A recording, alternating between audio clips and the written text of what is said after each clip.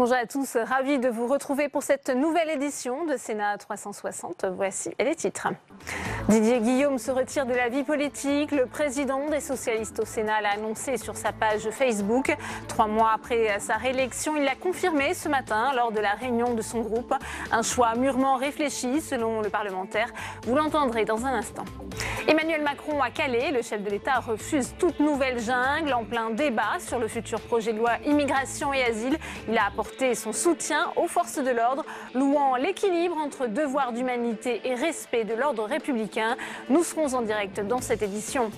Et la politique migratoire, ce sera un des thèmes de la première séance de questions d'actualité au gouvernement de l'année 2018. C'est à suivre en direct sur notre antenne dans moins d'un quart d'heure. Et je vous rappelle que vous pouvez réagir à tous nos débats sur Twitter avec le hashtag Sénat360. Pour m'accompagner cet après-midi, Sameria Rojek et Tamtrani en direct du Sénat et Quentin Calmet à Calais. Le multiplex, c'est tout de suite.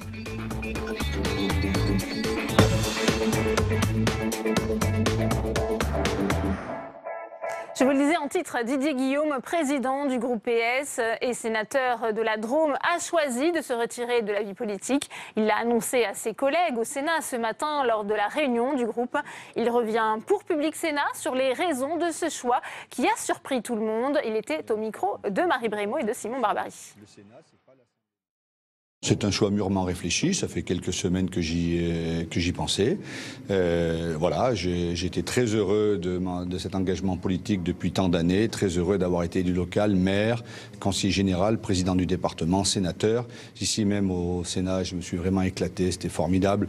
Comme premier vice-président, comme président de groupe, j'ai vécu des moments vraiment très beaux, mais j'ai pensé qu'à un certain moment, à mon âge, je pouvais tourner la page et faire autre chose, un nouveau challenge professionnel, et c'est ce que je vais tenter maintenant de faire. Qu'est-ce que vous retenez de votre présidence de groupe, s'il y a une chose en particulier ? L'ambiance amicale et fraternelle que l'on rencontre avec des gens des sénateurs qui viennent de tous les coins de France, dont au début de mandat on se connaît assez peu, avec tous les accents, et qui ont tous le même objectif chevillé au corps, c'est se faire progresser le pays, parce que quand on est parlementaire, on veut faire progresser le pays, on a tous été comme ça, faire progresser les idées de gauche que nous avons, et faire en sorte de rapprocher les idées, parce que c'est toujours pas simple lorsqu'on est élu parisien ou élu des Alpes de Haute-Provence, lorsqu'on est sénatrice des Hautes-Pyrénées ou lorsque l'on est sénateur des Hauts-de-Seine, on n'a pas la même histoire. Et c'est ça la force de l'engagement politique et du Parlement français. Il y a eu des moments plus difficiles aussi, vous parlez dans votre message des turbulences du quinquennat. Oui, parce que moi j'ai été premier vice-président du Sénat et puis président de groupe pendant une grande partie du quinquennat. Il y a eu des turbulences, hein, tout le monde le voit bien, mais ça fait partie de la vie politique et de l'engagement. Alors, je vous le disais, cette annonce a surpris largement au sein du groupe parlementaire, d'autant que Didier Guillaume avait été réélu il y a 3 mois lors du renouvellement de septembre. Les réactions avec Marie Brémaud. C'est via son compte Facebook, dans la matinée, que Didier Guillaume a annoncé son retrait de la vie politique. Un message publié quelques minutes avant le début de la réunion de groupe socialiste hebdomadaire au Sénat. Une surprise pour la majorité des sénateurs présents. C'est une décision personnelle qu'il a prise. Bon, on peut le regretter parce que c'est vrai qu'on venait de l'élire il n'y a pas si longtemps que ça. Bon, après, c'est son choix et ça lui appartient. Mais ce matin, l'heure était aux louanges. Didier Guillaume a fait son travail, aussi bien dans la Drôme qu'au Sénat. C'est un homme de conviction, un homme de gauche. Je ne suis pas toujours d'accord avec lui, je l'ai exprimé aussi, mais je salue encore une fois ses convictions, son travail depuis de nombreuses années pour ses concitoyens et pour notre parti. Le sénateur de la Drôme quitte aujourd'hui une vie politique entamée dans les années 1980. On était dans les équipes de Lionel Jospin quelques décennies et c'est un ami et je lui reconnais maintenant cette capacité à aller refaire une vie ailleurs. Voilà, bon vent à lui. À 58 ans, on le dit partant dans le milieu du rugby. Le nom de son successeur à la présidence du groupe socialiste au Sénat sera connu mardi prochain. Et on va tout de suite retrouver Saveria Rojek en direct de la salle des conférences du Sénat pour une première réaction à ce départ. À vos côtés, la sénatrice socialiste des Pyrénées-Atlantiques, Frédérique Espagnac. Bonjour Frédérique Espagnac. Bonjour. Merci de répondre à nos questions. Voilà Didier Guillaume qui, à la surprise générale, quitte la présidence du groupe socialiste au Sénat. Votre réaction, cette décision, vous la comprenez, vous la regrettez ? C'est une décision personnelle, donc je ne peux que la respecter. En même temps, oui, je le regrette parce que je crois que Didier a joué un rôle très important comme président de groupe. Il a été, vous le savez, vice-président du Sénat à l'époque de Jean-Pierre Bel aussi. Donc c'est vrai que c'était un pilier, en tout cas, du groupe socialiste au Sénat. Je respecte aussi la décision de l'homme parce que je crois que, on parle souvent des politiques qui s'accrochent, c'est un vrai choix de vie, je crois aussi, et donc je le salue. Son successeur sera élu mardi prochain. Qui pour le remplacer? Est-ce que vous êtes vous-même, Frédérique Espagnac, est-ce que vous êtes vous-même candidate? Vous savez, dans la période, il y a toujours beaucoup de candidats à tout en ce moment. Je crois qu'il ne faut surtout pas penser à l'intérêt, tout simplement, des valeurs, des convictions, du collectif. Voilà, donc il y a un cahier des charges, je pense, à remplir. Donc c'est pas. Est-ce que vous le remplissez, ce cahier des charges? La question n'est pas de tel ou tel. La question, c'est vraiment, je crois, défendre les valeurs, les incarner et faire du collectif. Je crois que c'est la base, en tout cas, de ce qu'il faudra à la candidate ou au candidat pour potentiellement être élu par les socialistes mardi prochain. Et même question pour la tête du Parti socialiste cette fois-ci. 5 candidats déclarés, 5 candidats avec Delphine Batho hier. Qui allez-vous soutenir pour prendre la tête, pour renouveler, pour incarner le changement dont le parti a besoin? Je réponds la même chose aujourd'hui. Pour l'instant, il y en a 5 et je crois savoir qu'il y en a encore d'autres. J'ai envie de dire à mes amis socialistes, un peu d'esprit de responsabilité. Faisons attention aux mots que nous utilisons. Quand j'entends hier Delphine Batho parler de mafia, je crois que le Parti socialiste va suffisamment mal. On a un travail à faire de fond, à repenser en tout cas la société de demain, les propositions, un droit d'inventaire aussi. Et je suis hollandaise, je peux le dire. Voilà, donc c'est ça que le Parti socialiste a à faire avant de penser au destin des uns et des autres, aux individualités. Pensons au collectif. Très bien, merci beaucoup. Merci Frédérique Espagnac pour cette réaction directe. Merci. Merci à vous, Saveria. Et l'autre temps fort de l'actualité, aujourd'hui, c'est cette visite d'Emmanuel Macron à Calais, 14 mois après le démantèlement de la jungle et en plein débat sur la réforme du droit d'asile. Cette visite était très attendue sur fond de boycott des associations. Le chef de l'État a tenu à rappeler son soutien aux forces de l'ordre, tout en leur demandant d'être exemplaires vis-à-vis des migrants. On l'écoute. Vous devez être exemplaires. J'exige que chacun dans la République reconnaisse votre dignité, je viens de le dire. Mais nous devons, et la République se doit, de reconnaître la dignité de chacun. L'exemplarité se traduit dans le respect absolu de la déontologie policière, dans le respect absolu des droits. Je sais que le respect de ces règles est au cœur de vos missions. Je ne peux pas laisser accréditer l'idée que les forces de l'ordre exercent des violences physiques, confisquent des effets personnels, réveillent les personnes en pleine nuit, utilisent du gaz lacrymogène sur des points d'eau ou au moment de la distribution des repas. Si cela est fait, c'est contraire à toute déontologie. Si cela est fait et prouvé, cela sera sanctionné. Et on va tout de suite retrouver sur place Quentin Calmet. Quentin, vous avez suivi pour nous cette visite présidentielle. Comment ce discours a-t-il été accueilli ? Eh bien, Delphine, avec ce déplacement, Emmanuel Macron, il entend jouer sur tous les tableaux afin de défendre sa politique en matière d'immigration. Tout d'abord, ce matin, dans un centre d'accueil des migrants, ce midi avec les forces de l'ordre, cet après-midi avec les élus et ce soir avec les associations fidèles à sa ligne en même temps qui caractérise le début de sa présidence. Dans le discours d'1 heure prononcé face aux forces de l'ordre, il a tenu à remercier les quelques 1130 policiers et gendarmes qui sont déployés dans le Calaisis, reconnaissant que leur métier et que leur mission ici était hors norme. Aux élus, il a pu garantir qu'en aucun cas il ne laisserait se développer à Calais de nouvelles occupations illégales du territoire. Enfin, aux associations, il a annoncé que c'est désormais l'État qui allait prendre en charge la distribution des repas aux migrants. Tous ces messages afin de tenter d'apaiser toutes les critiques qui depuis plusieurs semaines dénoncent un coup de barre à droite sur la politique migratoire. Le chef de l'État, il entend être lui fidèle à un équilibre entre humanité et autorité. Et c'est cet équilibre qu'il est venu défendre ici sur un territoire particulièrement touché par cette problématique et où encore environ 600 migrants sont encore dispersés autour de Calais. Merci à vous, Quentin, et on vous retrouvera tout au long de cette édition. C'est une visite inédite, celle de Gérard Larcher à l'Assemblée nationale. Le président du Sénat a assisté ce matin à la réunion du groupe LR. C'est le patron des députés, Christian Jacob, qui a pris l'initiative. Objectif, faire le point devant Laurent Wauquiez, également présent, sur le travail entrepris au Palais du Luxembourg sur la réforme constitutionnelle. Samia Dechir avec la rédaction de LCPN. Les droites parlementaires partagent les mêmes blocages sur la réforme constitutionnelle.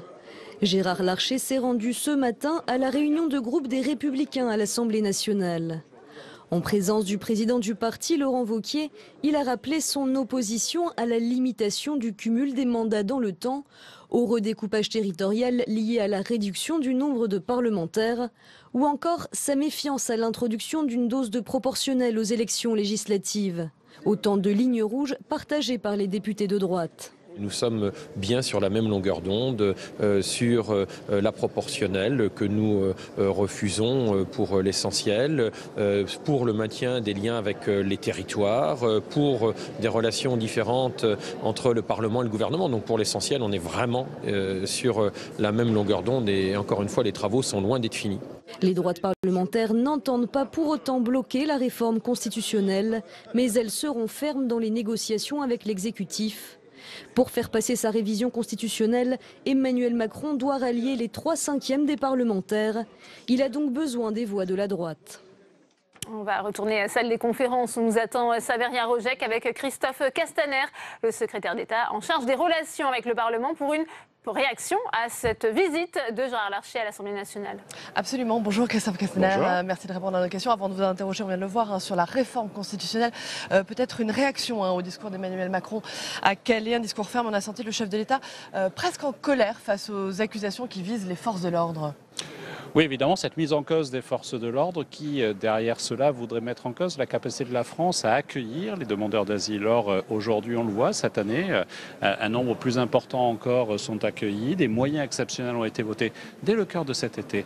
Quand on économisait 4,5 milliards d'euros, vous vous souvenez de ce moment-là, eh bien, on a assumé d'augmenter les moyens pour renforcer l'intégration et l'accueil. Et donc, effectivement, ces mises en cause permanentes de nos forces de l'ordre ne sont pas acceptables. Mais en même temps, le président de la République a rappelé que nos forces de l'ordre, parce qu'ils portaient un uniforme, devaient être exemplaires, plus encore. On fait des accusations que personne n'a prouvées à ce jour, mais si ces accusations étaient avérées, il faudrait des sanctions, c'est ce qu'a rappelé le président de la République. Est-ce que la politique migratoire de la France, elle contredit la tradition humaniste de notre pays? C'est ce dont est accusé votre gouvernement aujourd'hui. Permettez-moi de vous poser une question. Est-ce que depuis 30 ans, on accueille bien les réfugiés? Est-ce qu'on garantit l'intégration? Est-ce qu'on loge? Est-ce qu'on facilite l'accès au travail? La réponse est non. Nous le savons tous. Alors je crois que le débat aujourd'hui, il n'est pas quantitatif, il est qualitatif. Il est justement de se donner les moyens de mieux intégrer celles et ceux qu'on accueille. Pour cela, il nous faut être plus généreux sur l'accueil des réfugiés en nombre, mais aussi en qualité de l'accompagnement, et être strict avec celles et ceux qui, parce qu'il y a une décision de justice de reconduite à la frontière, doivent être reconduits à la frontière. Le temps presse, Christophe Castaner. La réforme constitutionnelle, Gérard Larcher était ce matin, on l'a vu à la réunion du groupe Les Républicains à l'Assemblée. Où en sont les discussions? Est-ce que vous pensez trouver un point d'accord avec le président du Sénat? Écoutez, moi je souhaite avec le président du Sénat, je le souhaite avec les sénateurs sur la base des attentes des Français. Les attentes des Français, c'est la baisse du nombre de parlementaires, c'est aussi la limitation dans le temps du renouvellement des mandats. Imaginez qu'un parlementaire aujourd'hui, si nous appliquions la règle demain, pourrait l'être encore pendant 18 ans. Je pense que c'est acceptable et que c'est une bonne mesure, c'est au moins ce que les Français souhaitent. Cette limitation du nombre de mandats, c'est une des lignes rouges de Gérard Larcher, il l'a dit. Il l'a dit, je sais que c'est la position des Républicains, je l'ai vu aux côtés de Laurent Wauquiez ce matin à l'Assemblée nationale. C'est la position de son parti politique. Moi, je lui tends la main et je l'invite à poursuivre les discussions. Je crois que les Français ont besoin de ce signe fort. Il est important qu'on puisse le donner ensemble. Une main tendue, le message est passé. Merci beaucoup. Merci. Christophe Castaner d'avoir répondu à nos questions. Merci. Merci à vous, Saveria, pour cette réaction en direct. Et on va retourner à présent dans l'hémicycle où vous attendez, Tam Tranui, le début de la reprise des travaux parlementaires et de cette séance de questions d'actualité du mardi. Quel est l'ordre du jour, Tam ?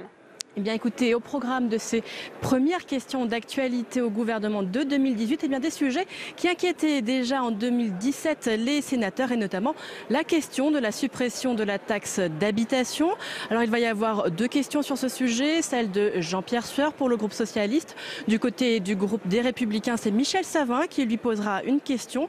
Je rappelle que la taxe d'habitation, eh bien elle doit diminuer sur les 2 prochaines années et disparaître à la fin du quinquennat, ce qui représente un manque à gagner de 8,5 milliards d'euros par an. Eh bien, reste à savoir comment compenser ce manque à gagner et comment réaménager la fiscalité affectée aux collectivités.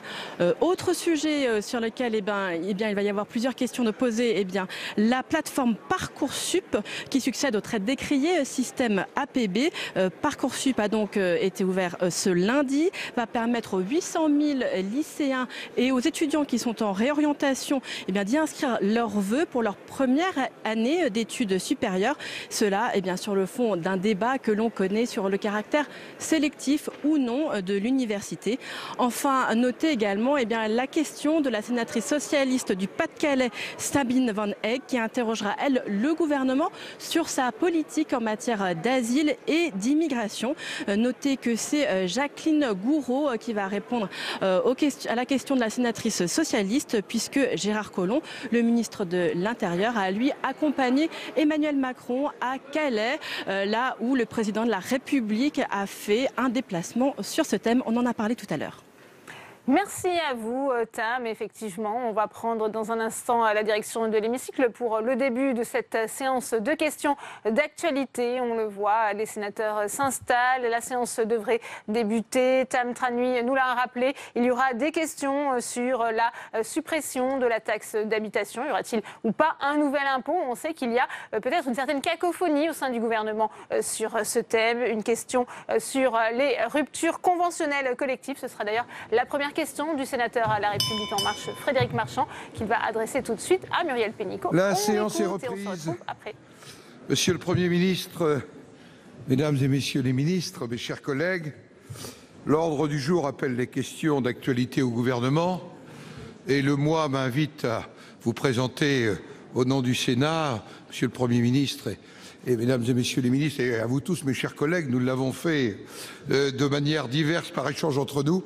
Mes meilleurs vœux pour cette année, une bonne année pour notre pays, une bonne année pour le Sénat, une bonne année pour chacune et chacun d'entre vous. Nous sommes retransmis sur Public Sénat, sur le site internet et sur Facebook. Chacun sera attentif au temps et au respect des uns et des autres. La parole est à notre collègue Frédéric Marchand pour le groupe République En Marche. Monsieur le Président, mes chers collègues, ma question s'adresse à Madame la Ministre du Travail, Madame Muriel Pénicaud. L'accord de rupture conventionnelle collective, RCC, a été adopté l'an dernier dans le cadre des ordonnances réformant le droit du travail. Il s'agit d'un nouvel outil de gestion des compétences et des parcours professionnels à la main des partenaires sociaux dont se sont saisies dans le Nord 2 entreprises, PSA et Pimki, la presse s'en faisant largement l'écho ces derniers jours. 3 conditions sont nécessaires à un tel accord. Concrètement, les ordonnances imposent aux entreprises intéressées de signer un accord majoritaire avec les syndicats représentant plus de 50% des salariés. Dans le cas de l'entreprise Pimki, une majorité de syndicats ayant refusé l'accord RCC, celui-ci n'a pas pu être appliqué. Cela souligne bien le réel pouvoir des syndicats dans l'application de cet outil. Cet accord doit notamment fixer le nombre de départs envisagés, l'indemnité proposée, les critères pour départager les volontaires ou encore les mesures de reclassement pour aider les ex-salariés à retrouver un emploi. L'accord doit être homologué par l'administration qui contrôle ensuite son application. La même administration s'assurera notamment qu'il ne s'agit pas de pré-retraite déguisée et que l'accord est en mesure de prévoir des mesures d'accompagnement et de reclassement. Les salariés doivent être volontaires pour bénéficier des mesures négociées par les partenaires sociaux. L'accord de RCC permet aux salariés de bénéficier, en plus des indemnités chômage, de toutes les mesures qui seront négociées dans l'accord, par exemple des indemnités spécifiques, des mesures de reclassement et d'accompagnement. De surcroît, ces indemnités bénéficient d'un régime social et fiscal favorable, comme pour les plans de départ volontaires. Il apparaît donc qu'il s'agit d'un outil qui doit ménager le climat social de l'entreprise, car plus consensuel et plus sûr sur le plan juridique qu'un PSE. Devant les interrogations légitimes des salariés concernés, et de par l'utilisation excessive pouvant être faite sur le sujet, pouvez-vous, Madame la Ministre, nous confirmer, comme cela a été dit dans le cas de Pimki, PSA et de main d'autres qu'il ne s'agit en aucun cas, comme on peut le dire, avec la procédure de RCC, de licenciement déguisé sans protection pour les salariés. Merci. La parole est pour vous répondre à Madame Muriel Pénicaud, ministre du Travail, pour 2 minutes. Monsieur le Président, Mesdames et Messieurs les sénateurs, Monsieur le sénateur Frédéric Marchand, je vous remercie doublement. D'abord de me faire l'honneur de répondre à la première question de l'année. Bon, je vous souhaite la meilleure année à tous. Et deuxièmement, parce que sur cette question, je pense qu'il est bien de redire, de réexpliquer ce qui a été voté dans le cadre de la loi sur le renforcement du dialogue social et les ordonnances. La rupture conventionnelle collective s'inspire de la rupture conventionnelle individuelle qui a été créée il y a quelques années et qui vise à éviter un traumatisme de licenciement lorsque tout le monde est d'accord. Tout le monde est d'accord, ça veut dire quoi? On parle d'entreprises qui ont besoin de faire une réorganisation ou une restructuration, mais où l'employeur et les organisations syndicales sont d'accord sur les conditions et surtout sur lequel les salariés sont strictement volontaires et l'ensemble des salariés strictement volontaires. Donc ça ne traitera pas de tous les cas de restructuration, c'est une innovation qui traite un certain nombre de cas, qu'on voyait de plus en plus, que la jurisprudence d'ailleurs reconnaissait, mais qui n'avait pas de cadre juridique.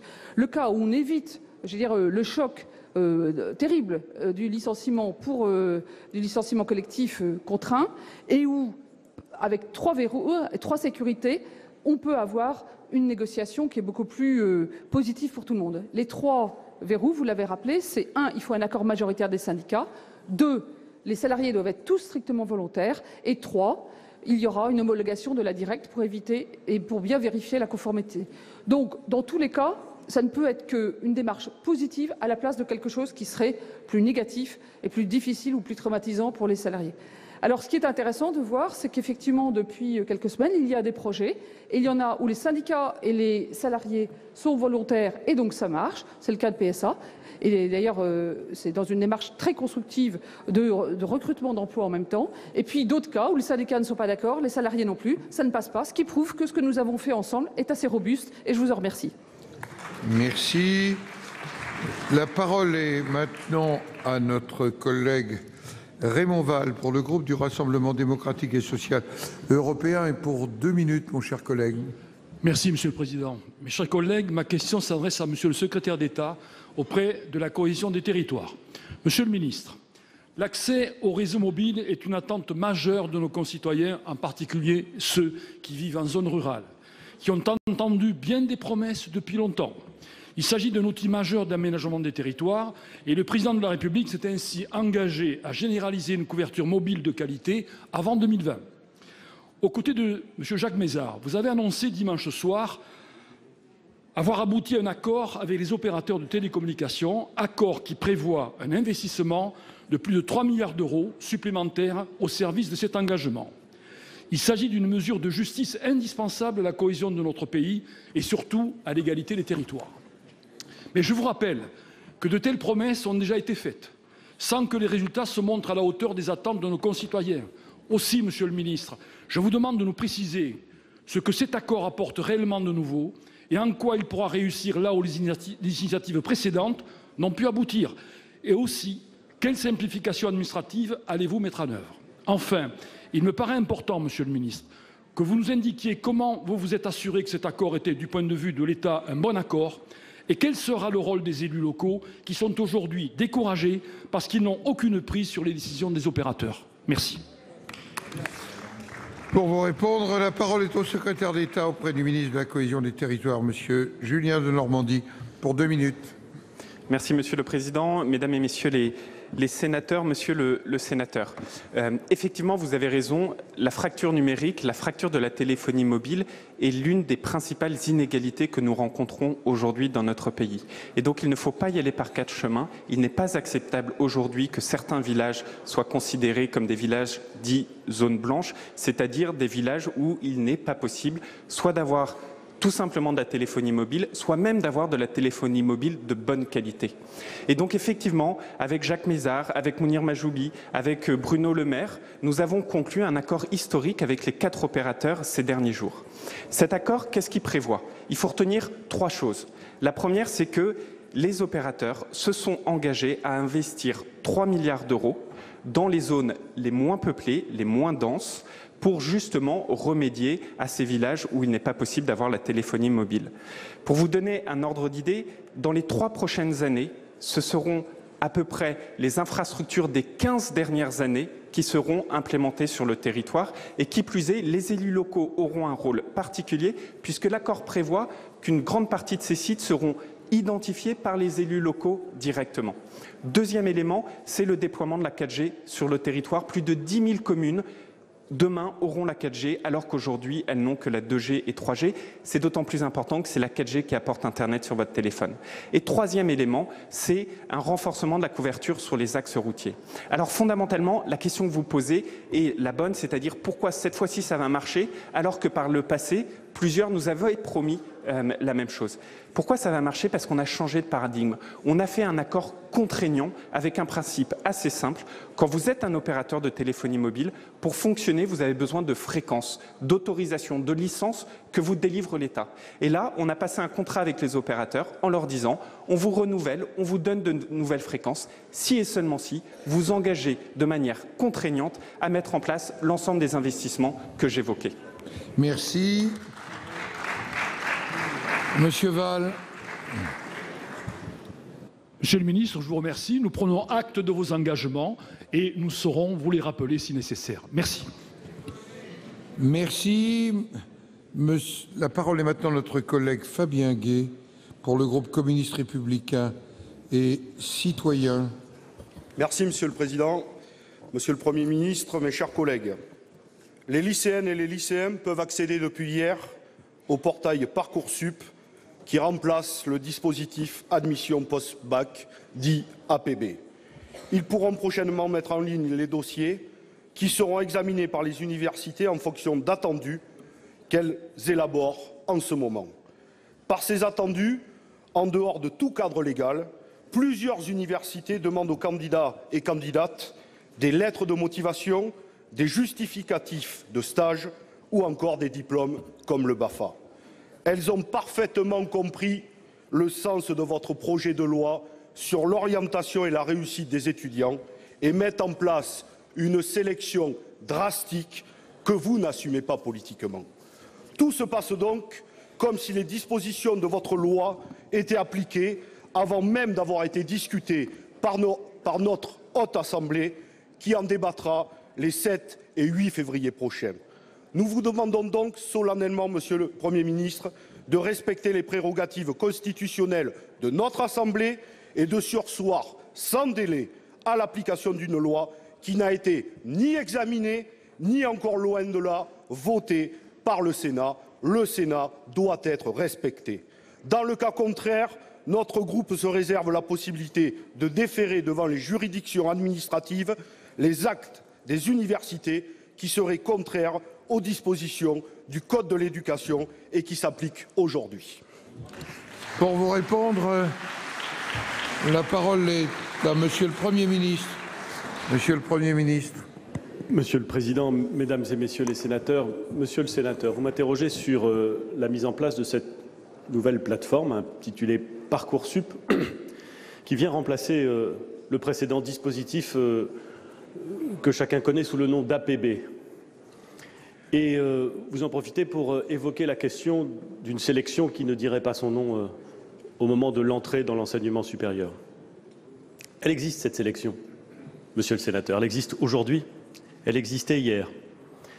Un bon nombre d'étudiants qui rentrent dans l'enseignement supérieur accèdent à des filières sélectives aujourd'hui. Vous le savez, pas tous, mais beaucoup entrent dans des filières sélectives. Les IUT, les classes préparatoires. Bon. Et puis, il y en a un certain nombre qui rentrent dans des filières qui sont dites non sélectives. Mais dans ces filières non sélectives, il y a une sélection. C'est une sélection par l'échec. C'est une sélection qui conduit, ayons en tête les ordres de grandeur, Monsieur le Sénateur, qui conduit 60% de ceux qui s'inscrivent en première année à ne pas obtenir le diplôme de licence au bout de 4 ans, c'est-à-dire avec une année de redoublement, au bout de 4 ans. C'est une sélection par l'échec qui, bien souvent, vient sanctionner un défaut en matière d'orientation. Et vous savez parfaitement que dans ces filières non sélectives, pour faire face à l'afflux de candidatures, il a été choisi, il y a quelques années, de recourir au mode du tirage au sort. Je trouve ce mode à la fois injuste et en vérité assez scandaleux. Et je ne suis pas le seul à le trouver, monsieur le sénateur. Vous vous souvenez certainement de l'émotion formulée par les Français lorsqu'ils se sont rendus compte que l'année dernière, le nombre de ceux qui devaient subir ce système de tirage au sort était incroyablement élevé et qu'il allait encore s'accroître au fur et à mesure des années qui viennent. Eh bien, nous avons décidé de rompre avec ce système. Nous avons décidé de créer un dispositif qui informe mieux les lycéens sur les compétences qu'il faut maîtriser pour pouvoir avoir une chance raisonnable de réussir. Cela ne veut pas dire, monsieur le sénateur, que quelqu'un d'autre qu'eux fasse le choix définitif, mais que nous plaçons les lycéens en mesure de savoir très exactement les attendus, vous les avez évoqués, c'est-à-dire la base nécessaire pour réussir dans cette filière. Et s'ils ne les ont pas, mais qu'ils veulent néanmoins s'inscrire dans cette filière, l'établissement d'enseignement supérieur, l'université, devra proposer un parcours particulier justement pour permettre à l'étudiant de se placer dans la meilleure des situations pour réussir sa formation. Plus d'informations, monsieur le sénateur, mieux d'orientation et plus d'accompagnement. Vous savez que depuis lundi, depuis hier, la plateforme est ouverte, non pas aux inscriptions, ce sera à partir de lundi prochain, mais ouverte pour que chacun puisse commencer à la consulter. Nous avons mis en place un système dans lequel 2 professeurs principaux par classe de terminale peuvent accompagner les lycéens, justement parce que nous pensons que l'orientation passe par plus d'accompagnement et plus d'accompagnement humain. Les élèves auront jusqu'au 13 mars pour formuler les 10 vœux qui leur permettront ensuite d'accéder aux filières d'enseignement supérieur qu'ils recherchent. Et les résultats arriveront en mai. Et personne ne sera laissé sur le bord du chemin. Les dispositions ont été prises pour que ce mécanisme d'information, ce mécanisme d'orientation permette de traiter l'ensemble des demandes. Nous allons passer donc d'un tirage au sort mécanique à une orientation mieux assumée. Je crois que c'est un progrès, monsieur le sénateur. Je le pense sincèrement et le Sénat aura l'occasion d'en discuter. Vous l'avez rappelé, au début du mois de février, le débat sera complet, tout sera sur la table. On aura même un certain nombre de retours des dispositions et du fonctionnement, des premiers éléments de fonctionnement de la plateforme, non pas du tout des résultats, mais de la première approche de la plateforme. Je pense que ce sera un bon débat et je serai heureux de l'avoir avec vous, monsieur le sénateur. Monsieur Feuillet, pour répondre, vous avez 23 secondes. Merci, monsieur le Premier ministre, pour votre réponse. Vous n'avez pas répondu sur la méthode. Nous le regrettons. Il y a déjà cette loi qui est mise en application alors que nous ne l'avons pas ici examinée.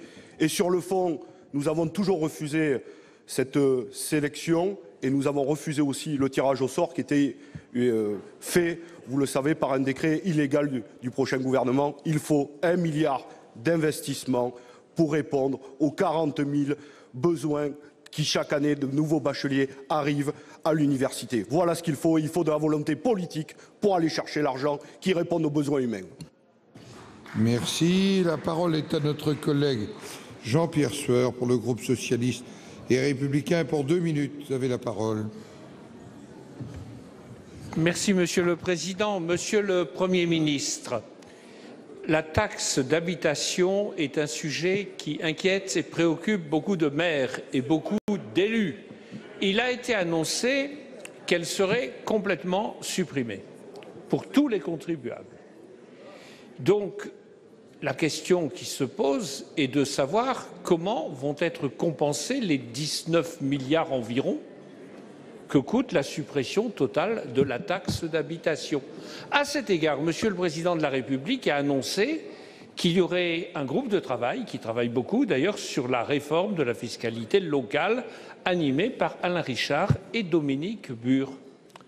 Et Madame Jacqueline Gourault, qui est une ancienne sénatrice, donc qui connaît bien ces sujets, a déclaré à la chaîne parlementaire qu'il y aurait nécessairement un nouvel impôt plus juste, ce qui paraît finalement assez logique. Et Monsieur le ministre des Finances, Monsieur le maire, vous avez dit illico que pas du tout, qu'il n'y aurait pas de nouvel impôt. Alors, nous sommes interrogatifs. Est-ce que cela signifie que vous allez maintenir les impôts existants, mais augmenter l'un des impôts existants? Si vous n'augmentez pas, alors si vous augmentez l'un des impôts existants, lequel? Et si vous n'augmentez pas l'un des impôts existants, comment trouvez-vous les 19 milliards? Voilà une question assez simple. Pour vous répondre,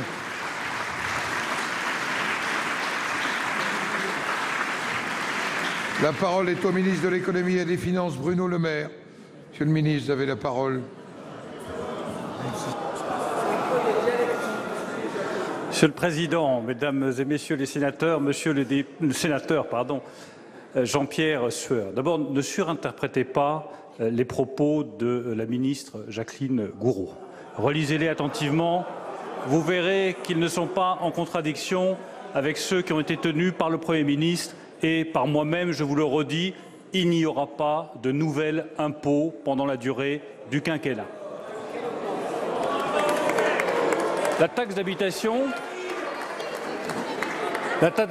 vous l'avez dit, Monsieur Jean-Pierre Sueur, est un sujet de préoccupation pour les communes. Moi, je crois que c'est surtout un sujet de préoccupation pour les contribuables et que les contribuables vont être soulagés de voir la suppression totale de la taxe d'habitation d'ici la fin du quinquennat. Vous me permettrez d'abord une première observation, c'est que nous avons supprimé la taxe d'habitation. Nous sommes en cours de suppression de cette taxe pour 80% des contribuables français, ceux qui ont un revenu inférieur à 2 500 € par mois, et que c'est parfaitement financé, que la trajectoire budgétaire est respectée, que nous avons même réussi à obtenir une amélioration du déficit budgétaire de 6 milliards d'euros en 2017, preuve que les comptes publics de la France sont bien tenus sous le gouvernement d'Édouard Philippe.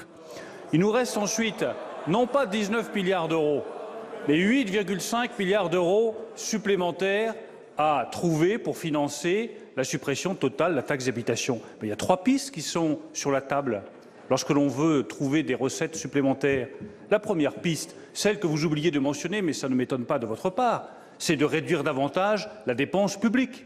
C'est une des propositions qui peut être faite pour financer 8,5 milliards d'euros supplémentaires. La deuxième proposition qui est possible, comme l'a indiqué le Président de la République, c'est d'affecter une part d'un impôt national aux collectivités locales. C'est la deuxième piste qui peut être mise à l'étude. Et la troisième, c'est une refonte des taxes locales et de la fiscalité locale. C'est ce qui sera examiné par M. Bur et par M. Richard. Attendez les résultats de ces travaux avant de vous prononcer. Ces 8,5 milliards d'euros seront financés, comme toutes les mesures que nous avons prises le sont jusqu'à présent. Merci. Monsieur Sueur. Monsieur le ministre, vous savez très bien que vous ne nous avez pas convaincus parce que vous avez dit d'abord qu'on peut faire des économies, certes, tout en restant dans les règles européennes, etc. C'est sûr.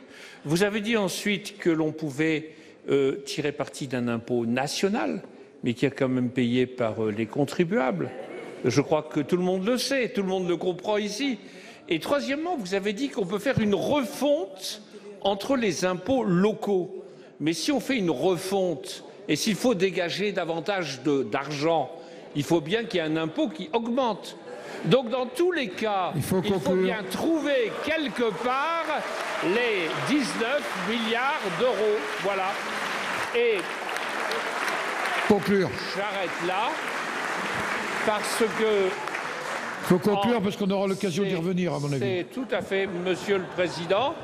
En plus, l'autonomie fiscale garantie pour les communes, je me demande où on va la trouver. C'est fini, Monsieur le Président. La parole est à notre collègue Emmanuel Capus pour le groupe Les Indépendants. Merci, Monsieur le Président. Monsieur le Ministre, la 52e édition du Consumer Electronics Show, le CES, s'est tenue à Las Vegas la semaine dernière. C'est un événement de renommée mondiale pour les nouvelles technologies et je salue le fait que la France y ait été particulièrement bien représentée avec plus de 320 start-up. C'était la 2e délégation étrangère après les États-Unis. Les territoires français étaient également très représentés avec un nombre très important de présidents de région, de présidents de métropole, de maires de notre pays. Angers était également représenté et a capitalisé sur l'élan suscité par l'organisation du World Electronic Forum en novembre dernier à Angers. Oui, Monsieur le Ministre, la France et ses territoires ont des atouts incroyables pour faire rayonner la French Tech dans le monde et nous demeurons une grande nation d'innovation et de créativité. Cependant, les chiffres du commerce extérieur publiés la semaine dernière par les douanes annoncent un déficit abyssal de 60 milliards d'euros sur 12 mois et ils nuancent ces succès. Oui, nous innovons. Oui, nous sommes créatifs. Oui, notre écosystème de start-up est dense et performant. Mais il peine à se traduire dans une véritable stratégie de reconquête de parts de marché à l'étranger. Notre compétitivité au sein même de l'Union européenne ne cesse de s'éroder. À titre de comparaison, l'Allemagne affiche, elle, un excédent commercial de 227 milliards d'euros entre janvier et novembre 2017. Nos PME innovantes exportent peu, manquent souvent de la taille critique pour s'attaquer aux marchés étrangers et ont du mal à trouver les financements nécessaires à leur croissance. Dans ces conditions, Monsieur le Ministre, la question est simple. Quelle est votre stratégie pour que la French Tech soit plus qu'une opération de communication à l'étranger et devienne une réalité industrielle qui mette la France dans les premiers rangs mondiaux de l'économie de demain? Merci. Monsieur le Ministre Bruno Le Maire. Oui, Monsieur le Président, Mesdames et Messieurs les sénateurs, Monsieur le sénateur Emmanuel Capus, vous avez raison de vanter les succès de la French Tech qui a encore montré au salon de Las Vegas sa compétence, son savoir-faire dans les domaines de l'environnement, dans le domaine de la santé, dans le domaine des transports autonomes, dans le domaine de la domotique. Je crois que nous avons là le fer de lance du savoir-faire et de la haute technologie française. De manière plus large, le chiffre du commerce extérieur. Personne ne peut se résigner à voir se creuser depuis le début des années 2000 le déficit commercial extérieur de la France. Il est le reflet de la perte de compétitivité de notre économie. Nous innovons, Monsieur le sénateur, mais je vais vous dire la réalité. Nous n'innovons pas assez. Nous n'investissons pas assez dans l'innovation. Les aides sont encore trop complexes, trop disparates. On peut faire beaucoup mieux pour améliorer la compétitivité de l'économie française. On peut le faire sur le coût de notre économie. Et c'est toutes les politiques qui sont prises actuellement par le Premier ministre pour réduire le coût du travail, zéro charge au niveau du SMIC, transformation du CICE en allègement de charges directes d'ici 2019. Ça permet de répondre à la question de la compétitivité des coûts de notre économie. Et puis, il y a la qualité de nos produits, ce qu'on appelle la compétitivité hors coût. Plus d'innovation, plus de recherche, plus d'investissement, mais toute la politique fiscale que nous avons mise en œuvre, la baisse de l'impôt sur les sociétés, la suppression de l'ISF, le prélèvement forfaitaire unique, c'est pour permettre à nos entreprises d'investir et d'innover. Le fonds pour l'innovation de rupture que nous allons mettre en place dès ce mois-ci avec 10 milliards d'euros de dotation, c'est pour financer l'innovation de rupture, celle qui nous permettra de continuer à être une nation conquérante sur les marchés extérieurs. Personne ici, aucun citoyen, aucun chef d'entreprise, aucun salarié ne peut se résigner à avoir en Allemagne plus de 230 milliards d'euros d'excédent commercial et en France plus de 60 milliards d'euros de déficit. Nous gagnerons aussi cette bataille du commerce extérieur. Merci. La parole est maintenant à notre collègue Michel Savin pour le groupe Les Républicains. Vous avez la parole, mon cher collègue. Oui, merci, Monsieur le Président, Messieurs et Mesdames et Messieurs les ministres, mes chers collègues. Ma question s'adresse à Monsieur le Premier ministre. Alors, autant dire qu'il est difficile d'intervenir après la prise de parole de notre collègue Sueur, parce que j'ai la même question concernant la taxe d'habitation. Et par contre, c'est vrai, Monsieur le ministre, que votre réponse nous laisse quand même assez dans le flou. Beaucoup de maires, et notre collègue l'a rappelé, sont inquiets et nous interpellent concernant les prises de position qui sont divergences des membres de votre gouvernement sur la réforme de la taxe d'habitation. La réforme n'est pas d'une simple suppression, c'est un dégrèvement et l'État se substitue donc au contribuable local. Cependant, l'histoire budgétaire nous rappelle que toute compensation reste fragile. Nous le savons toujours, pas comment l'État va le financer, ça a été rappelé. Elle se situe pourtant, cette participation, à hauteur de 20 milliards à l'horizon 2020. Beaucoup d'élus craignent, à raison d'histoire ayant laissé des traces, que ce dégrèvement remette en cause l'autonomie financière des communes, principe pourtant constitutionnel. L'État manquant lui-même de ressources, il est étrange qu'il se permette de priver des leurs les collectivités étranglées depuis plusieurs années. Le Conseil constitutionnel a validé la loi de finances, mais il a émis de sérieuses réserves concernant ce dégrèvement qui pourtant portait dans un futur très proche des atteintes graves au principe constitutionnel de libre administration des collectivités. Votre réponse, Monsieur le ministre, conforte le flou qu'il y a sur ce dossier. Et votre ministre, qui il y a quelques jours avait déclaré à juste raison qu'il faut parler de réforme fiscale et d'impôts plus justes, il y aurait bien évidemment besoin de ressources nouvelles pour les collectivités locales. Cela doit s'emboîter avec la fin de la taxe d'habitation. Ce ministre soulignait aussi que les discussions ont d'ores et déjà débuté. Aussi, pouvez-vous nous dire, Monsieur le ministre, avec quelle instance représentante des collectivités vous discutez, si bien sûr vous avez déjà envisagé ces discussions? Au nom de la clarté, quelles sont vos réflexions pour cette nouvelle fiscalité? Y aura-t-il, oui ou non, un nouvel impôt local? Pour vous répondre, la parole est au ministre de l'économie et des Finances, Monsieur Le Maire. Oui, Monsieur le Président, Mesdames et Messieurs les sénateurs, Monsieur le sénateur Michel Savin, il n'y a pas de flou dans ce que nous faisons. La meilleure preuve, c'est que vous avez déféré au Conseil constitutionnel un certain nombre de dispositions du projet de loi de finances pour 2018 et que l'intégralité de ces dispositions ont été validées par le Conseil constitutionnel. Ensuite, personne ne peut se satisfaire de la complexité de la fiscalité locale actuelle. Si vous vous satisfaisez de la taxe d'habitation, expliquez-le aux contribuables et à nos concitoyens. Moi, j'estime que cette taxe d'habitation, elle est injuste, elle est incompréhensible et elle est inéquitable et il était temps de la supprimer. Et c'est l'honneur de cette majorité d'avoir le courage de réformer en profondeur la fiscalité locale. C'est l'honneur de cette majorité de répondre aux attentes de nos concitoyens et c'est l'honneur de cette majorité de rendre en moyenne 200 € de pouvoir d'achat en 2018 aux contribuables par la suppression de la taxe d'habitation pour 80% des contribuables les plus modestes. Ensuite, les solutions, je vous les redis, elles sont sur la table. Participez. Répondez aux questions de M. Bur, aux questions de M. Richard sur la refonte des fiscalités locales. Vous avez des propositions, mais faites-les. M. Bur et M. Richard travaillent en toute transparence. Toutes les sénatrices, tous les sénateurs qui veulent apporter leurs propositions et leurs idées sont les bienvenus. Il n'y a qu'une seule idée que nous n'accepterons pas, c'est la création de nouveaux impôts pour les Français pendant la durée du quinquennat. Ensuite, regardez les propositions qui peuvent être faites en matière d'affectation d'une part de fiscalité nationale. Le président de la République a ouvert cette voie. Saisissez la main qui vous est tendue. Faites-nous des propositions en matière d'économie budgétaire. À chaque fois que nous réduisons les dépenses publiques, vous êtes les premiers à crier au loup. Surtout ne réduisez pas cette dépense. Mais faites-nous des propositions de réduction de la dépense publique pour financer ces 8,5 milliards. Nous vous tendons la main pour réformer la fiscalité locale. Saisissez-la. La parole est maintenant à notre collègue Madame Nassima Dindar pour le groupe de l'Union centriste. Vous avez la parole, ma chère collègue. Monsieur le Président, Mesdames et Messieurs les ministres, chers collègues, ce midi, le Parlement européen s'est prononcé contre la généralisation de la pêche électrique.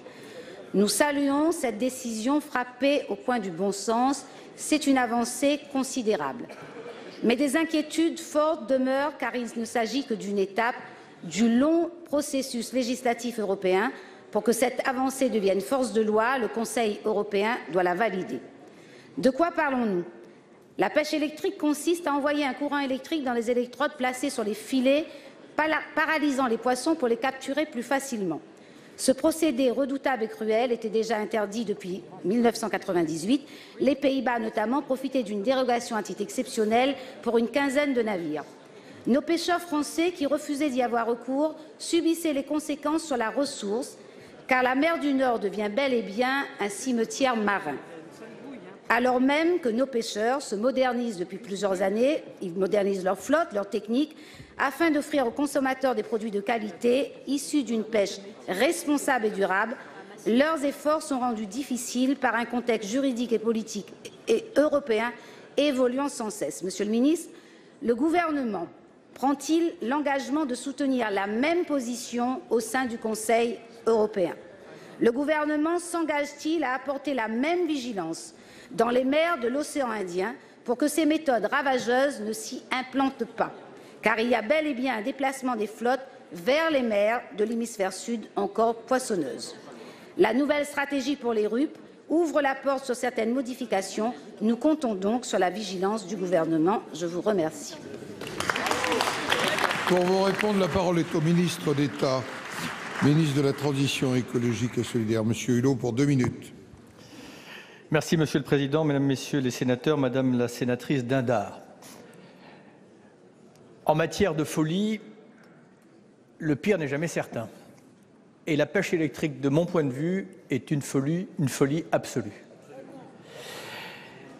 Je vous prie d'ailleurs de faire cette réponse, de m'excuser de faire cette réponse à la place du ministre de l'Agriculture, mais qui est en ce moment en train de rencontrer l'ensemble des acteurs de la filière laitière.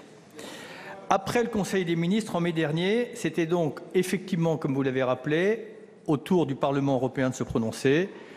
Très bonne nouvelle. Belle coïncidence avec votre question, qui s'est prononcée pour une interdiction totale de cette pratique à la majorité. La France salue ce vote. Et je salue aussi les associations, dont l'association Bloom, qui nous a bien alertés sur cette pratique, me semble-t-il, d'un autre âge. Vous l'avez dit également, une phase de négociation s'ouvre avec le trilogue entre le Parlement européen, le Conseil et la Commission. Et maintenant, cette discussion va s'engager pendant plusieurs mois. La France continuera à être impliquée, comme elle l'a été depuis le débat, et elle dénonce effectivement cette pratique de pêche qui a non seulement des impacts sur l'environnement marin, mais sur la ressource halieutique. C'est une technique de pêche, vous l'avez dit, qui est doublement dangereuse.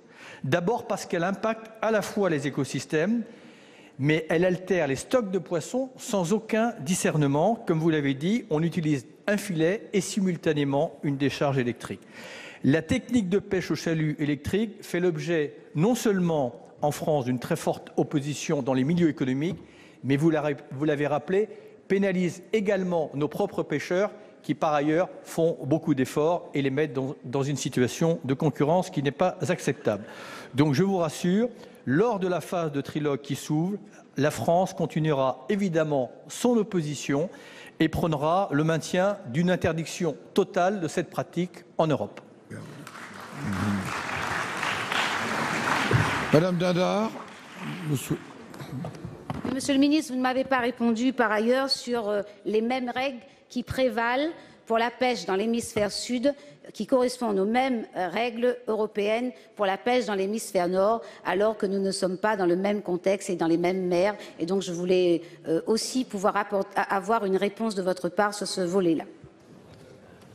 merci. La parole est maintenant à notre collègue Bernard Cazeau pour le groupe République En Marche. Vous avez la parole. Monsieur le Président, Monsieur le Premier ministre, Mesdames, Messieurs les ministres, mes chers collègues, ma question s'adressera à Madame Elisabeth Borne, ministre chargée des Transports.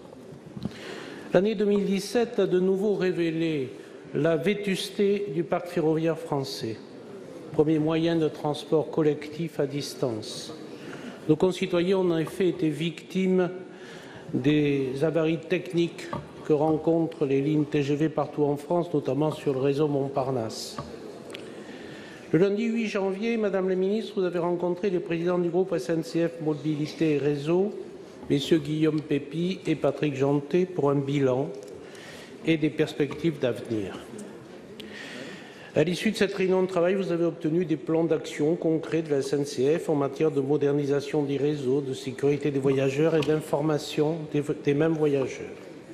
En même temps, vous avez annoncé, Madame la Ministre, que la modernisation du réseau existant des terres serait la grande priorité du gouvernement pour les années à venir. Elle se concrétisera dans le projet de loi d'orientation présenté en avril prochain. Une importance toute particulière, Madame la Ministre, devra cependant être accordée à la mobilité infrarégionale. Je ne vous rappellerai pas comme exemple bien connu de vous-même et de moi-même la ligne Bordeaux-Bergerac-Sarlat. On y circule pour l'instant à 40 km/h.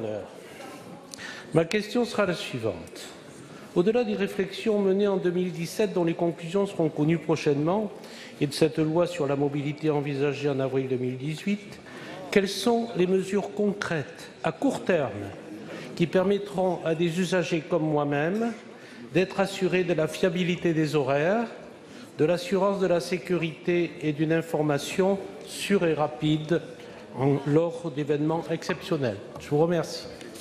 Merci. Pour vous répondre, la parole est à Madame la ministre chargée des Transports, Madame Elisabeth Borne. Vous avez la parole.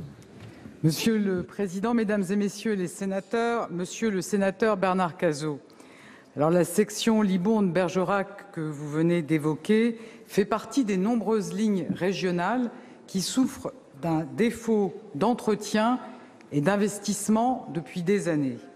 Et vous le savez, alors qu'au cours des 18 derniers mois, nous avons inauguré 4 lignes à grande vitesse, ce sont plus de 5300 kilomètres de réseau qui font l'objet de ralentissements du fait de ce sous-entretien et de ce sous-investissement.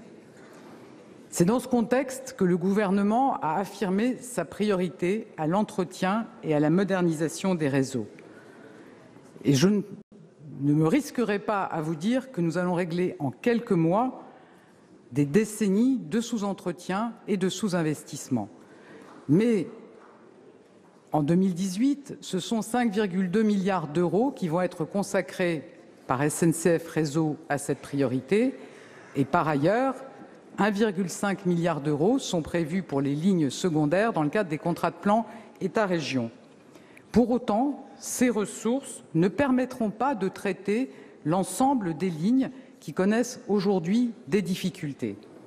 C'est pour ça qu'un travail spécifique est engagé au sein de la région Nouvelle-Aquitaine et devra sans doute être conduit de façon identique dans d'autres régions pour définir des priorités.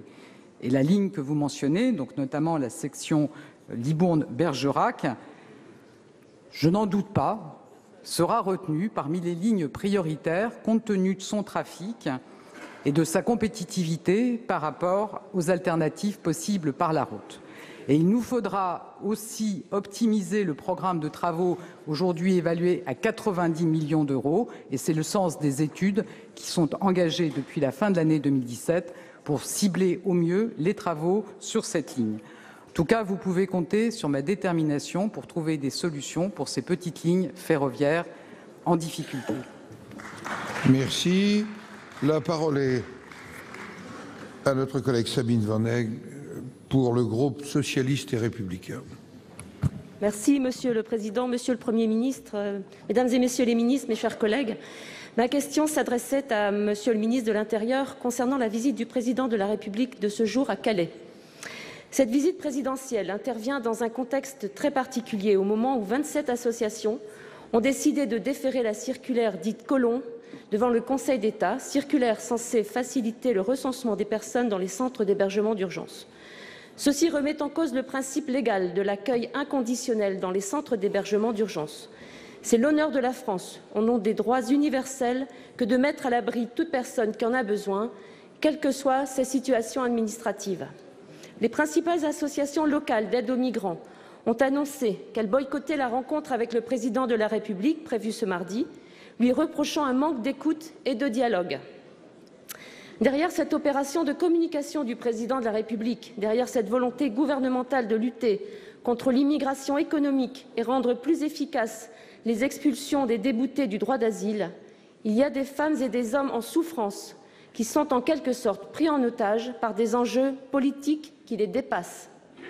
Sur ce dossier du droit d'asile, il faut beaucoup moins de démagogie de la part du gouvernement et beaucoup plus de pédagogie.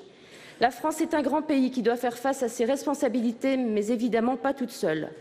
L'erreur initiale était d'avoir laissé s'installer à Calais 7 à 8 000 personnes dans des conditions d'hygiène, de sécurité, d'abandon épouvantables. Ce qui avait été mis en place sous le précédent quinquennat dans le centre d'accueil Jules Ferry était à la fois professionnel, surveillé et n'avait pas donné lieu à quelque accident que ce soit. Aujourd'hui, il n'est plus question de réinstaller quoi que ce soit à cet endroit, mais d'avoir un lieu prédestiné où des migrants puissent être secourus, accueillis dans des conditions dignes d'un grand pays moderne. C'est une exigence républicaine. Il est tout aussi indispensable d'obtenir des autorités britanniques que désormais elles prennent leur part du problème. À Calais, la population attend du gouvernement des réponses quant à ses propres difficultés d'emploi, de logement, de sécurité. Il faut conclure votre question. Quelles mesures proposez-vous pour répondre à ces difficultés? Je terminerai en disant que nos parents, grands-parents, ont parfois été des réfugiés et que nous ne sommes pas à l'abri de le devenir nous-mêmes demain. Agissons maintenant et redonnons une vie, une dignité à nos frères et sœurs citoyens de la même terre, du même monde que nous. Pour vous répondre, la parole est à Madame Jacqueline Gourault, ministre auprès du ministre d'État, ministre de l'Intérieur. Monsieur le Président, Mesdames et Messieurs les sénateurs, Madame la sénatrice Sabine Van Egg, je la cherche du regard. Merci beaucoup. D'abord, naturellement, le ministre d'État, ministre de l'Intérieur, est aux côtés du Président de la République à Calais. Bien sûr, cette visite a pour but de rencontrer tous ceux qui travaillent sur le thème de la politique migratoire, élus, associations et forces de sécurité. Bien sûr, je vous rappelle aussi que la semaine dernière, le Premier ministre et le ministre de l'Intérieur ont reçu l'ensemble des associations qui étaient toutes présentes et qui ont discuté autour du projet de loi qui va venir, bien sûr, prochainement devant les assemblées. Le dialogue existe, le lien est là avec les associations et je voulais le souligner très précisément, Madame. Par ailleurs, il y a deux mots très forts pour définir notre politique en matière d'asile. Humanité, d'abord, efficacité, ensuite. Madame, nous savons que c'est l'honneur de la France que d'accueillir celles et ceux qui fuient les théâtres de guerre, celles et ceux qui, dans leur pays, sont victimes de persécutions pour des raisons politiques, ethniques ou religieuses. Et Madame, l'accueil inconditionnel des migrants est respecté dans notre pays. Efficacité, car on ne saurait garantir le droit d'asile sans maîtriser les flux migratoires, sans reconduire à la frontière ceux qui ne peuvent pas rester sur le sol français. Je vous rappelle l'augmentation aussi de la demande d'asile. Nous avons dépassé les 100 000 demandes et je vous rappelle qu'il y a eu 85 000 personnes qui ont fait l'objet d'une non-admission à nos frontières. Je tiens à dire ici la confiance qu'avec le ministre d'État, nous avons dans tous les personnels de l'OFII, de l'OFPRA, des préfectures et les policiers qui, tous les jours, sont sur le terrain pour accueillir les migrants et les aider à s'insérer dans notre pays. Merci. La parole est à Madame Brigitte Micouleau pour le groupe Les Républicains. Merci, Monsieur le Président. Ma question s'adresse à Monsieur le ministre de l'Éducation nationale. Monsieur le ministre, en réalité, il s'agit plus d'un appel au secours que d'une question. L'appel au secours des enseignants du lycée Joseph Gallieni de Toulouse, qui accueille 1000 élèves du CAP au bac professionnel et technologique. Mardi dernier, cet établissement était en grève pour dénoncer une situation inouïe qui dure depuis des années et qui ne cesse d'empirer. 150 élèves très difficiles, parfois délinquants, font régner la terreur dans ce lycée. Ils y ont pris le pouvoir. Agressions verbales, menaces, coups, jets de pierre et de canettes à l'encontre du personnel de l'établissement. Humiliation des élèves les plus faibles. Exclusion des filles dans certains espaces de convivialité. Vol. Généralisation de bagarres toujours plus violentes. Déclenchement d'incendies. Tout ceci, bien sûr, sur fond de trafic de drogue. Les surveillants de l'établissement sont aujourd'hui dépassés, épuisés. Les professeurs confient venir travailler la peur au ventre, on les comprend. Ce lycée professionnel est quasiment neuf puisqu'il a été entièrement reconstruit après le drame d'AZF en 2008. Cela démontre bien que le cadre de vie ne suffit pas. La situation de ce lycée n'est malheureusement pas unique en France et l'accueil des élèves particulièrement difficile conduit à remettre en cause les chances de réussite de tous ceux qui, dans ces établissements, souhaitent travailler. Ne croyez-vous pas qu'il est temps, Monsieur le ministre, de prendre à bras-le-corps ce dossier et de poser la question de la création d'établissements d'accueil adaptés à ces situations? Ne croyez-vous pas qu'il convient de repenser en profondeur l'organisation des parcours scolaires pour les élèves les plus difficiles et qu'il puisse faire en sorte que les élèves et professeurs ne vivent plus l'enfer? Merci. Pour vous répondre, la parole est Au secrétaire d'État chargé des relations avec le Parlement, M. Castaner. Merci, Monsieur le Président, Mesdames, Messieurs les sénateurs, Madame la sénatrice Brigitte Micouleau. Vous relayez, et vous avez utilisé ces mots, ils sont ceux des enseignants, vous relayez un appel au secours.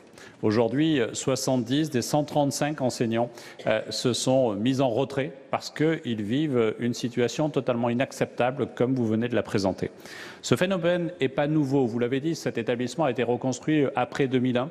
Il a normalement une capacité d'accueil de 1400 places et aujourd'hui, les effectifs sont déjà largement inférieurs parce que les tensions qui existent ont amené les services du ministère de l'Éducation nationale à faire des choix. L'année dernière, déjà, des tensions fortes ont existé. Il a fallu déployer sur le site même du lycée les équipes spécialisées de sécurité, l'équipe mobile de sécurité de l'académie qui a été déployée dans l'établissement. Des cellules d'écoute ont été mises en place pour les personnels. Autant de situations que nous avons connues ces dernières semaines et qui se sont renouvelées le jour de la rentrée, le lundi 8 janvier. À la fois, ce que vous avez rappelé, ce que j'évoque en vous répondant, sont autant de faits qui sont totalement anormaux dans un établissement scolaire, qui doit être un lieu de paix, un lieu de calme, un lieu de partage, un lieu d'éducation. Et ces conditions-là, aujourd'hui, ne sont pas réunies. C'est pour cela que l'inspection d'académie et le rectorat ont reçu, dès la semaine dernière, l'équipe de direction pour envisager, avec les autorités des collectivités locales, les moyens d'aménagement nécessaires pour cet établissement. L'inspecteur d'académie et les services du rectorat recevront ce soir l'ensemble des représentants des enseignants pour qu'on puisse trouver une solution pérenne qui permette de retrouver le calme nécessaire à l'apprentissage de ces enseignements. Ces quartiers difficiles que nous connaissons en France ont besoin d'investir massivement dans l'éducation parce que c'est justement la clé de l'émancipation. Et c'est la condition de l'émancipation et de la sécurité de chacune et chacun. Donc bien évidemment, le ministre de l'Éducation nationale est très attentif à ce sujet. Merci. La parole est maintenant à notre collègue Stéphane Piednoir pour le groupe Les Républicains. Et pour 2 minutes, vous avez la parole. Merci, Monsieur le Président. Ma question s'adressait à Madame la ministre de l'Enseignement supérieur, de la Recherche et de l'Innovation. Je voudrais revenir, comme mon collègue tout à l'heure, sur le lancement de la plateforme d'inscription dans l'enseignement supérieur Parcoursup, qui a été présentée lundi à grand renfort de relais médiatiques, d'échanges et même d'un déjeuner avec des lycéens. Certes, l'ancienne procédure admission post-bac a connu des dysfonctionnements importants et tout le monde est d'accord ici sur l'absolue nécessité d'éviter le recours au tirage au sort pour les admissions dans les filières dites sous tension. Mais dans les injonctions formulées par la CNIL et la Cour des comptes, il n'était nullement fait allusion d'une refonte complète de la plateforme, ni d'ailleurs de la suppression de l'algorithme de tri. Un tel outil est complexe et nécessite suffisamment de temps pour être en adéquation avec les attentes de tous les acteurs éducatifs. Or, aujourd'hui, force est de constater qu'il suscite de l'inquiétude chez les présidents d'universités qui n'ont pas le temps de mettre en œuvre les parcours pédagogiques personnalisés. Il suscite aussi de l'inquiétude chez les lycéens qui n'ont pas les informations nécessaires à leur réflexion. C'est donc une réforme qui se déroule dans une grande précipitation.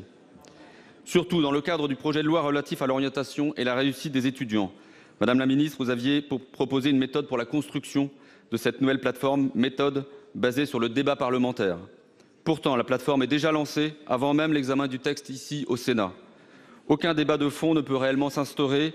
C'est un véritable déni de démocratie, assez scandaleux en réalité, qui en dit long sur votre considération du Parlement. Madame la ministre, pourquoi nous faire voter une loi que vous avez en réalité déjà mise en application? Comment justifiez-vous que toute modification significative du texte par le Sénat sera systématiquement rejetée?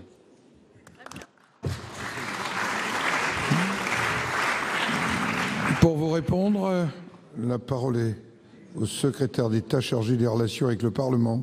Merci, Monsieur le Président, Mesdames, Messieurs les sénateurs. Monsieur le sénateur, votre interpellation, comme celle qui a été adressée au Premier ministre au début de nos propos, semble nous faire un reproche, celui de ne pas accepter le statu quo.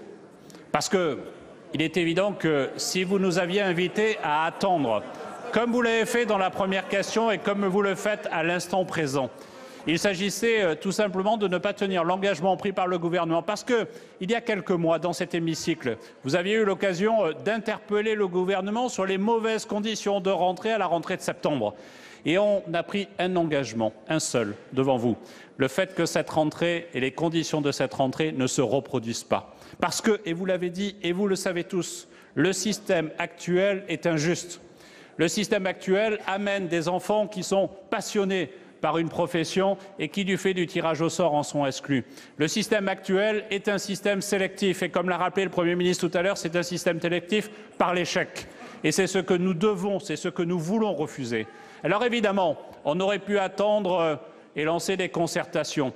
On aurait pu se retrouver tous ensemble et réfléchir à la meilleure façon de faire. Évidemment, on aurait pu oublier, Monsieur le Président Retailleau, que les règles constitutionnelles prévoient que dans cet hémicycle, nous adoptions le budget avant le 31 décembre. Et à partir de là, on aurait pu attendre. Et nous aurions donné rendez-vous aux étudiants avec un système plus juste, plus efficace, déterminant pour leur avenir, non pas à la rentrée prochaine, mais à l'année suivante. Mesdames, Messieurs les sénateurs, je pense qu'il était urgent d'agir. Il était essentiel d'agir. Et je ne doute pas que nous devons, sur ce sujet, qui permettra de mettre un terme à un système injuste qui condamne des jeunes au nom d'un libre choix à aller vers l'échec, je ne doute pas que nous puissions nous retrouver tous ensemble pour débattre de ce texte, l'améliorer et faire en sorte qu'il rentre en vigueur dans les meilleures conditions. Monsieur Piednoir. Il faut arrêter de brandir la menace du statu quo, Monsieur le Ministre, pour balayer toute critique. Pour des questions de calendrier, vous négligez la représentation nationale. Et je le déplore, puisque le gouvernement et la majorité à l'Assemblée nationale vont rejeter toutes les propositions de modification du Sénat. C'est une occasion véritablement ratée de dialogue constructif avec la représentation nationale, comme vous l'aviez promis précédemment. Merci.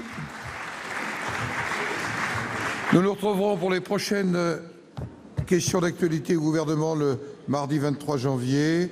Merci, Monsieur le Premier ministre. Mesdames et Messieurs les ministres.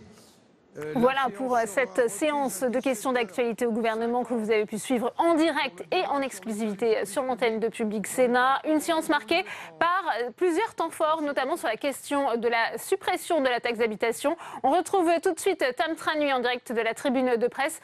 Tam, c'est une passe d'armes qui a eu lieu entre Jean-Pierre Sueur et le ministre de l'économie, Bruno Le Maire. Et oui, sans contestation possible, c'était là le temps fort de cette séance de questions d'actualité au gouvernement. Cette question sur la suppression de la taxe d'habitation de Jean-Pierre Sueur, sous les applaudissements généralisés de l'hémicycle, tout comme sa réplique, et puis la réponse de Bruno Le Maire, lui, qui a dû s'exprimer sous le chahut généralisé de l'hémicycle. Il faut dire que Jean-Pierre Sueur avait, lui, fait preuve d'humour en posant sa question lorsqu'il a pointé du doigt ce qu'il a vu comme une contradiction entre les propos de Jacqueline Gourault, et tout le monde les a interprétés comme tels, qui aurait parlé d'un nouvel impôt pour compenser la suppression de la taxe d'habitation. Et lorsque Bruno Le Maire et Édouard Philippe ont dit que pas du tout. Alors Bruno Le Maire a lui répondu en 3 points. Eh bien oui, on peut compenser la suppression de la taxe d'habitation en réduisant la dépense publique, premièrement.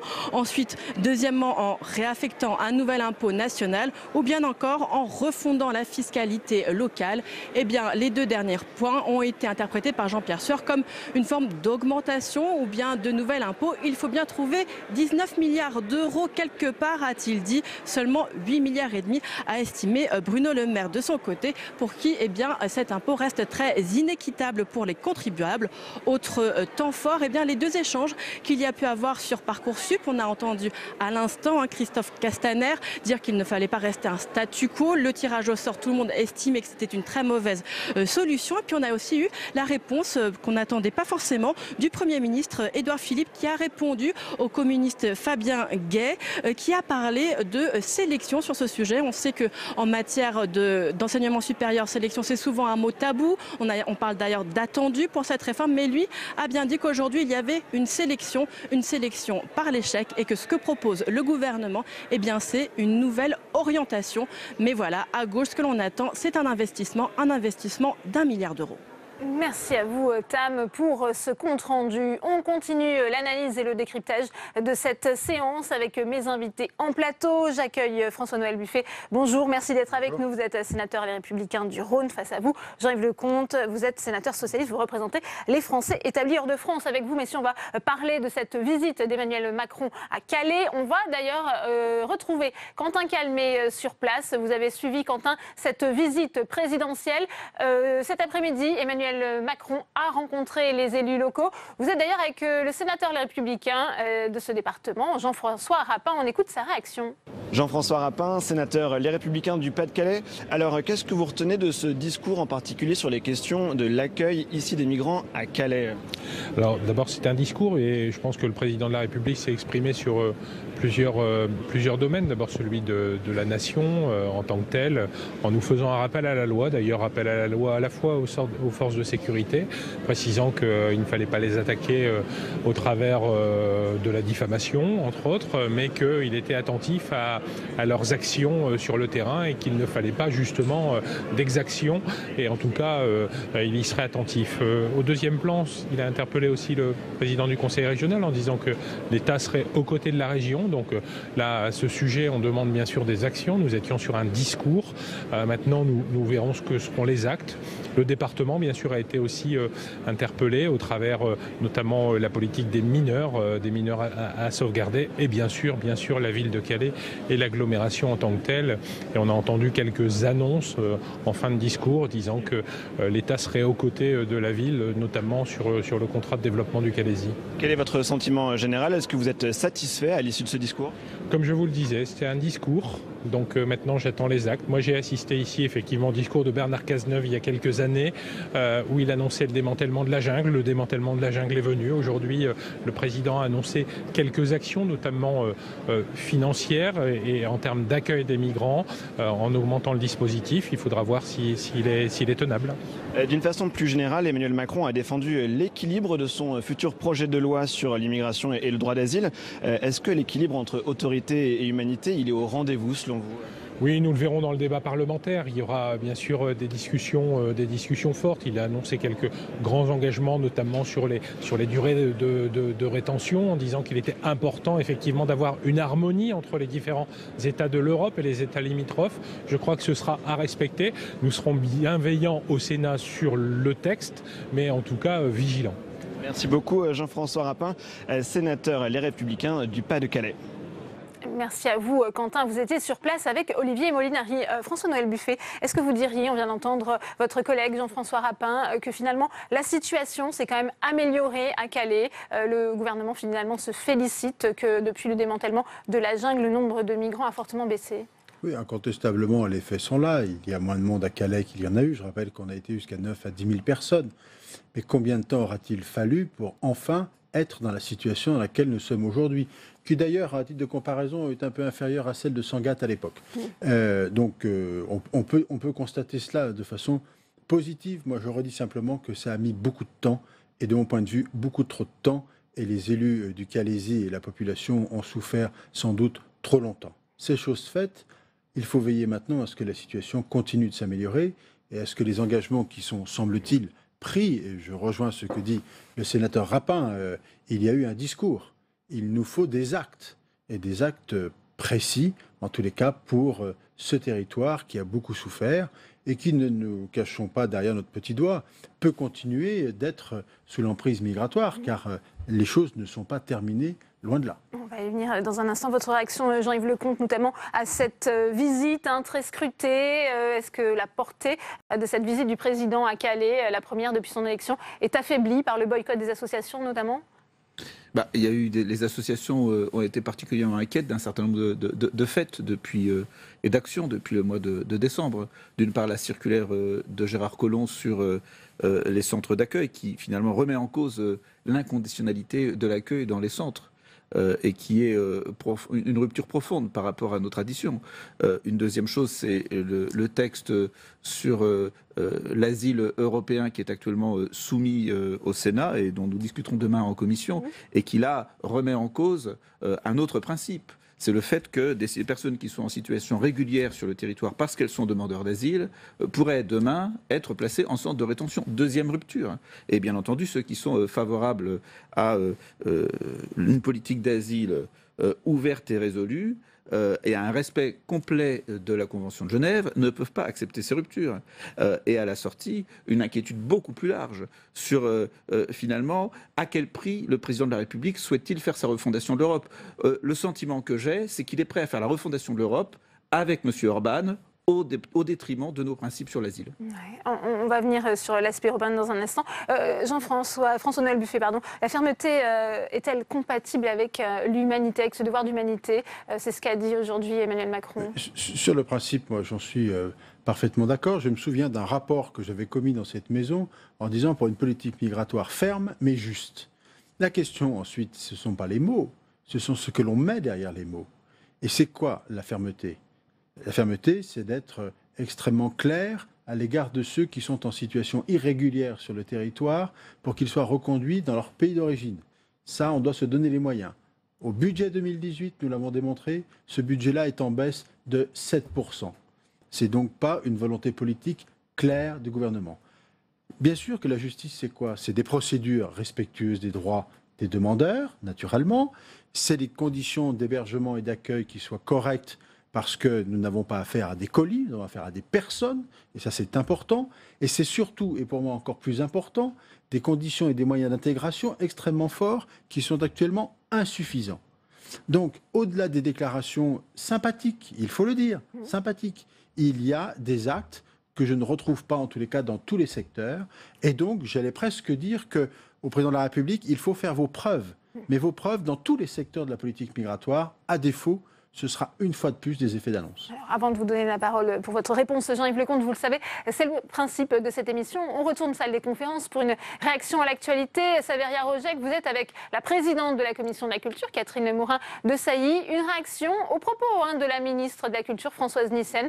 Dans le journal Le Monde, elle appelle Mathieu Gallet, le PDG de Radio France, à tirer les conséquences de sa condamnation pour favoritisme.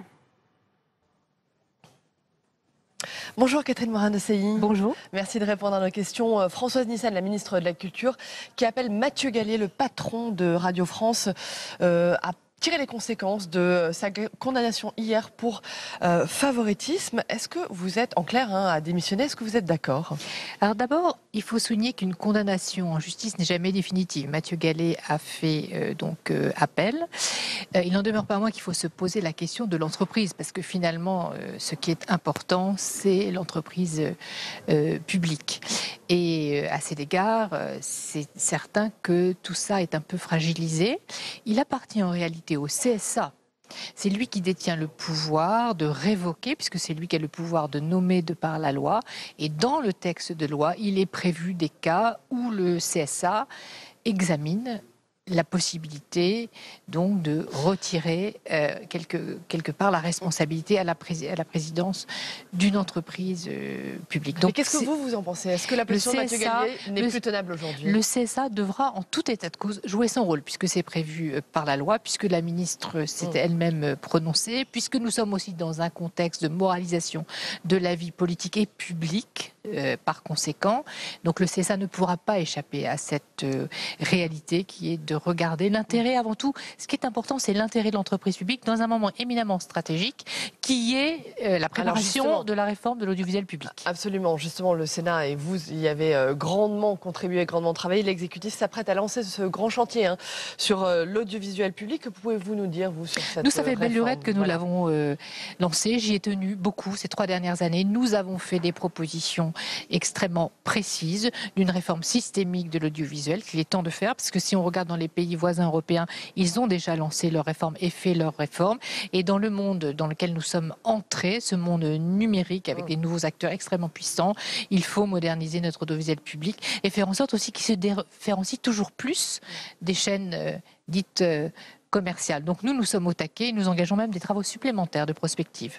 Catherine Morin-Desailly, très rapidement, vous auditionnez demain Frédérique Vidal sur la réforme de l'orientation et de réussite Tout à fait. Des étudiants. C'est le titre de ce futur projet de loi.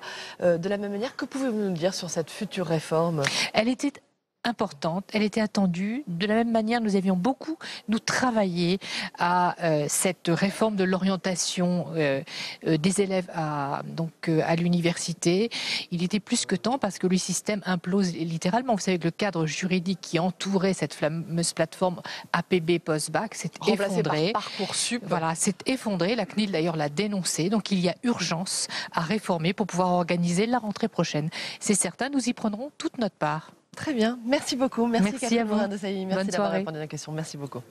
Merci à vous, Saveria. Jean-Yves Lecomte, il y aura un sommet franco-britannique jeudi. On sait que le gouvernement français veut renégocier les accords du Touquet, ou du moins, Gérard Collomb demande un accord additionnel pour une meilleure prise en charge de la part de la Grande-Bretagne des migrants. Est-ce que vous pensez que Theresa May y est prête à cette renégociation? Il y a déjà un certain nombre de choses qui sont faites.